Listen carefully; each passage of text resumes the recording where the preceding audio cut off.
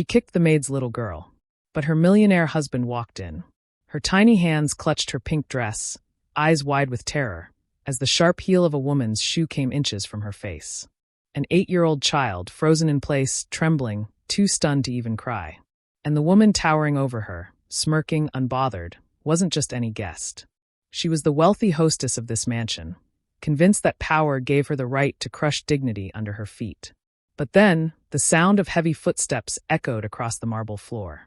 The child's mother, a maid barely holding back tears, gasped as the doors opened, and in walked the one man no one expected.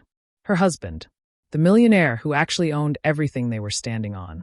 What would you do if you saw your little girl treated like dirt, just because her mother wore an apron instead of diamonds? Would you stay silent to keep the peace? Or would you make the world remember that money does not equal mercy? If you believe no one should suffer this way, share this story, because silence only protects the cruel. Before that terrible night in the mansion, life for Amina was simple, but beautiful in its own quiet way. At 30 years old, she carried herself with a kind of grace no paycheck could measure. Every morning, before the sun broke through the smog of the city, she would braid her little girl's hair, 8-year-old Layla, always adding a pink ribbon at the end, because Layla said it made her feel like a princess. Their apartment was small, tucked above a noisy street market, but to them, it was home. The smell of roasted corn, the calls of fruit sellers, the laughter of children playing in the alley, all of it wrapped their lives in warmth. Amina worked as a maid in one of the wealthiest neighborhoods, scrubbing marble floors that would never reflect her name, polishing chandeliers she could never dream of owning. Yet, she did it with dignity, because every dish she washed and every floor she swept was another coin toward her daughter's education. That was her dream, to give Layla a life untouched by the same hardships. Her husband, Kareem, a 35-year-old businessman, traveled often. Few knew the truth, that he was the quiet owner of multiple companies and had more wealth than most of the very people Amina worked for. He insisted on living humbly, keeping their lives grounded, unseen. It was their little secret. And though most days Amina was treated like furniture, unnoticed, unimportant, there were moments that cut deeper than silence. A lingering stare, a mocking laugh when she spilled a drop of water, whispers of "she doesn't belong here." Subtle cruelties, dressed as casual remarks. Amina noticed the way Layla sometimes frowned when she overheard these things. Children aren't blind. They see the cracks adults pretend don't exist. And as much as Amina tried to hide the weight of it, she couldn't ignore the storm gathering around her. A storm that would soon break, leaving scars none of them would ever forget. At first, it began with whispers. When Amina entered the mansion each morning, the other staff would exchange glances, some pitying, some judgmental. They didn't understand why she worked harder than anyone else, but never demanded more pay. They didn't know the truth, that she didn't need the money as desperately as they thought.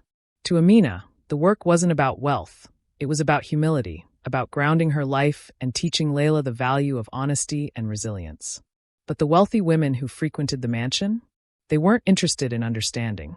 They saw Amina not as a woman, but as a role. A cleaner, a servant, someone disposable. It started small, snide remarks tossed like crumbs on the floor she polished. Be careful with those plates, they cost more than your rent. Don't let your little girl wander too close, darling. Children like her tend to break things. Amina would force a polite smile, clutching Layla's hand tighter, whispering to her daughter later. Ignore them, Habibti. Their words don't define you. But ignoring cruelty doesn't make it disappear. It only feeds its hunger. One afternoon, Amina overheard two guests speaking in hushed voices by the staircase. Imagine letting her daughter run around here. It's almost insulting. She should be grateful she's even allowed inside. Amina's cheeks burned, but she said nothing. She had learned long ago that silence often kept the peace. Still, each word dug into her, brick by brick, building a wall of shame that she carried home at night. Layla, too, began to notice. "Mommy," she asked one evening as they folded laundry together, "why do they talk to you like that? Don't they know Daddy is?" "Daddy." Amina's hands froze for a moment on the fabric. She had promised Kareem to keep his identity hidden when she worked. He didn't want his name to change the way people treated her. He wanted people to see her strength without his shadow. So she smiled softly and said, "Because sometimes people forget kindness. But you must never forget it, Layla." Days passed, and the remarks sharpened. A spilled glass of wine turned into exaggerated gasps. A simple mistake became a spectacle. One woman in particular, the lady of the mansion, made it her sport to humiliate Amina. She would call her into rooms just to scold her in front of guests, laugh when she stuttered, even once snapping her fingers as if summoning a dog. Amina swallowed it all. But what she didn't know was that Layla, curious, innocent, protective, was watching. Then came the party. The mansion glittered that night. Chandeliers sparkled, violins played, and women in gowns brushed past Amina as though she were invisible.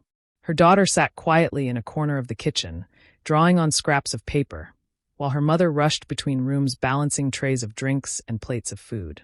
At first, it seemed like every other evening, but the tone shifted when Amina carried a tray into the main hall. One guest accidentally bumped her shoulder, sending a glass of champagne spilling onto the floor. Gasps erupted, not for the woman's cruelty, but for the stain now marring the expensive rug. "Look what you've done," the hostess sneered, her voice sharp enough to cut glass. "Clumsy hands, just like your kind." Amina bent down quickly, dabbing the rug with trembling hands, whispering apologies that weren't hers to give. The laughter of the guests echoed around her, suffocating, mocking. But that wasn't the end. Later that night, when most of the guests were distracted by music and wine, Layla wandered into the hallway. She had dropped her drawing and gone to retrieve it. That's when it happened. The hostess spotted her. "What are you doing here?" she snapped, her voice dripping with disdain. "This isn't a playground." Layla froze. I was just. Just what?" the woman barked, stepping closer. Her heels clicked against the marble like a countdown. "Children like you don't belong in places like this." Layla's lips trembled. She took a step back, and then, with a cruel smirk curling on her lips, the woman lifted her leg, as if to kick the child away like trash in her path. Amina saw it. She dropped the plates in her hands, the shattering sound cutting through the music like thunder. "Stop!" she screamed, rushing forward. But by then, everything was spiraling. The laughter, the stares, the gasps, it was the point of no return. A line had been crossed, a truth revealed. Layla was no longer just the maid's daughter in that moment. She was an 8-year-old child about to feel the cruelty of a world that believed wealth excused violence. And just as the heel arched through the air, just as the mother's cry filled the room with raw desperation, another sound cut through the chaos. The heavy thud of footsteps. Slow, steady, powerful. The room hushed. Heads turned. And there, framed by the golden doors of the mansion's grand hall, stood Kareem, the husband no one expected, the true owner of every stone beneath their feet. His face was unreadable, but his eyes? They burned with a fire that silenced the air itself. The storm that Amina had felt brewing for weeks had finally broken. And this time it would not leave quietly. The silence in the hall was suffocating. All eyes turned toward Kareem as his footsteps echoed across the marble floor, each one deliberate, each one heavier than the last. The hostess froze mid-motion, her legs still raised, her cruel smirk faltering. The child she was about to strike, little Layla, stood trembling, her wide eyes glistening with unshed tears. Amina clutched her chest, torn between fear and relief, her breath ragged as if she'd been running for miles. Kareem stopped only a few feet away. His jaw tightened, and for a moment, the room seemed to hold its breath. "Put your foot down," he said, his voice low, calm, but carrying the weight of thunder. The hostess hesitated, her cheeks paling. She lowered her leg, suddenly small in the presence of a man she thought was just another guest. But Kareem wasn't a guest. This was his house, his empire, his world. The guests shifted uncomfortably, the air thick with tension.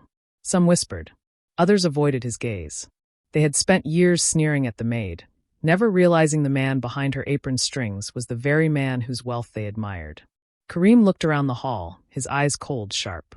Then he turned back to the hostess. "You were about to strike my daughter," he said, his voice sharper now, slicing through the silence. "Tell me," his tone dropped quieter, more dangerous, "would you have dared if you knew whose child she was?" The hostess stammered, her face crimson. I didn't know." "Exactly." His words hit like a hammer. "You didn't care whose child she was. You saw her as less. Because her mother works, because she wears an apron, because she doesn't stand in your circle of diamonds and pearls." A pin could have dropped in that moment and echoed like thunder. Amina gripped Layla's shoulders, holding her close, tears streaming down her cheeks, not of shame this time, but of release. Kareem stepped closer to the hostess, his voice rising, not with rage, but with righteous fury. "This home, Every chandelier, every marble floor, every bottle of champagne you've sipped tonight belongs to the very man whose family you just tried to trample under your heel. My wife, the woman you humiliate, is the queen of this house. And my daughter is worth more than all your wealth combined." Gasps rippled through the crowd. Some guests lowered their eyes in shame. Others clutched their pearls, too shocked to breathe. The hostess shook her head, words tumbling out desperately. I didn't mean." Kareem cut her off. "Don't you dare lie to me in my own home. You meant every word. Every laugh. Every look. You thought cruelty was power. Tonight you've been exposed." The room felt as if the walls themselves were listening. A raw stillness spread, and with it a realization. The hierarchy they had clung to so tightly had shattered in an instant. Kareem turned his gaze to the rest of the guests, his voice carrying across the hall like a verdict. "You all laughed. You all watched. And not one of you stepped in when a child was about to be hurt. Tell me, what does that make you?" Heads lowered. No one dared speak. The weight of guilt pressed heavy on their chests. Amina's heart pounded as she pulled Layla closer, feeling the warmth of her daughter's trembling body against her own. She had endured years of silence, but tonight she wasn't invisible. Kareem reached out his hand. Amina hesitated, then slowly placed her hand in his. He raised it gently, proudly, for all to see. "This woman," he said firmly, "is not your servant. She is my wife, and she deserves more respect than this room has ever shown her." For the first time, Amina stood tall, not as a maid, not as a servant, but as the rightful lady of the house. Her chin lifted, her tears dried, and in her chest bloomed a fire she had long buried. The hostess shrank back, humiliated, her face drained of color. And in that moment, everyone saw her not as powerful, but pitiful. The breaking point had arrived, not with fists or fury, but with truth, unveiled and undeniable. And once revealed, truth has a way of burning brighter than any chandelier. The party ended in silence. What had begun as an evening of laughter and champagne now felt like a courtroom, the guests walking out one by one, their heels clicking nervously on the marble floor. The once lively music had died, and all that remained was the echo of Kareem's words, still hanging heavy in the air. Amina stood beside her husband, her hands still clasped in his. For the first time, she didn't feel like the shadow in the room. She felt seen. She felt whole. Layla clung to her mother's dress, her little pink ribbon trembling as she looked up with wide, questioning eyes. Later, when the mansion was quiet again, Kareem guided his family into the grand hall. He knelt before his daughter, his voice soft but steady. "You never let anyone tell you that you are less," he whispered. "Not because of where you stand, not because of what your mother wears, not because of what people think. You are mine. You are hers. And you are enough." Layla nodded, tears slipping down her cheeks. Amina brushed them away, her own eyes brimming. That night, the cracks in her spirit began to mend. Not because the cruelty had disappeared, but because it had been dragged into the light where it could no longer hide. But the scars remained. In the weeks that followed, whispers spread across the city. The story of the maid who wasn't a maid, the millionaire who humbled his guests, the hostess who lost her power in a single night, it became legend in those circles. Some avoided Amina, embarrassed by their silence that evening. Others looked at her differently, with a respect too little, too late. And yet, the damage wasn't only external. Amina found herself replaying the moments in her mind. Every laugh at her expense, every insult, every time she stayed silent to keep the peace. She realized how many times she had swallowed her pain, convincing herself it was noble, convincing herself she was protecting her daughter. But silence had not protected her. Silence had only empowered the cruel. She looked at Layla differently now. She no longer wanted her daughter to simply endure the world's cruelty. She wanted her to challenge it, to fight it, to never mistake humility for weakness.